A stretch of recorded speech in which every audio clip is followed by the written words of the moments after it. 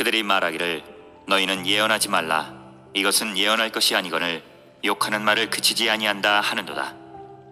너희 야곱의 족속아 어찌 이르기를 여호와의 영이 성급하시다 하겠느냐? 그의 행위가 이러하시다 하겠느냐? 나의 말이 정직하게 행하는 자에게 유익하지 아니하냐? 근래에 내 백성이 원수같이 일어나서 전쟁을 피하여 평안히 지나가는 자들의 의복에서 겉옷을 벗기며 내 백성의 부녀들을 그들의 즐거운 집에서 쫓아내고 그들의 어린 자녀에게서 나의 영광을 영원히 빼앗는도다. 이것은 너희가 쉴 곳이 아니니 일어나 떠날지어다. 이는 그것이 이미 더러워졌음이니라. 그런즉 반드시 멸하리니 그 멸망이 크리라. 그들이 말하기를 너희는 예언하지 말라. 이것은 예언할 것이 아니거늘 욕하는 말을 그치지 아니한다 하는도다 라고 하였습니다.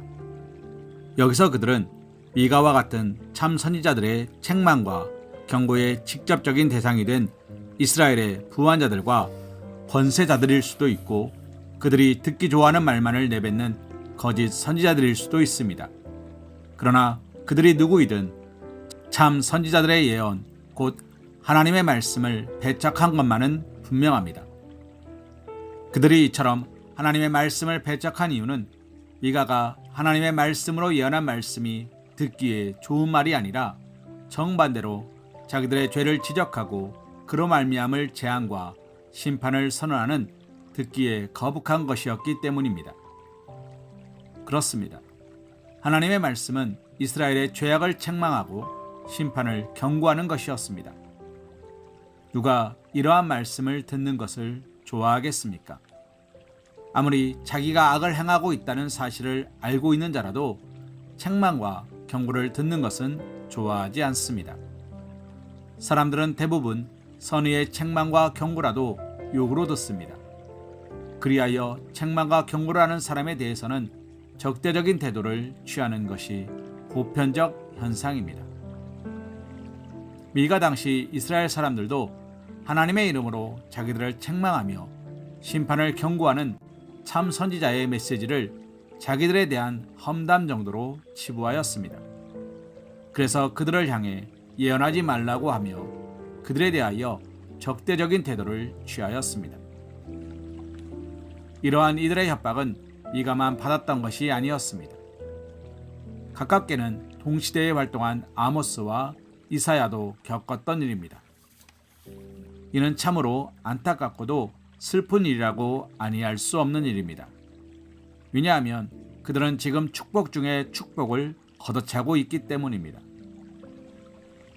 사랑하는 성도님, 이스라엘의 가장 큰 축복이 무엇인 줄 아십니까?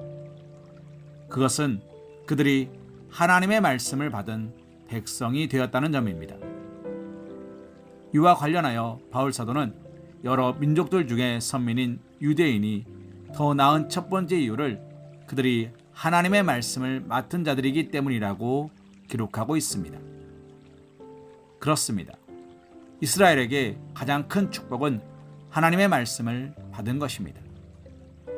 그들이 훌륭한 믿음의 조상을 두었고 하나님의 은혜로 큰 구원을 받았고 또 가나안 땅을 기업으로 받는 등 여러 축복된 것들이 있지만 이 모든 것과 비교할 수 없을 만큼 놀라운 축복이 바로 하나님의 말씀을 받았다는 데 있는 것입니다. 이처럼 하나님의 말씀을 받는 것이 이스라엘의 가장 큰 축복이 되는 것은 하나님의 말씀은 생명과 구원, 각종 축복의 원천이기 때문입니다.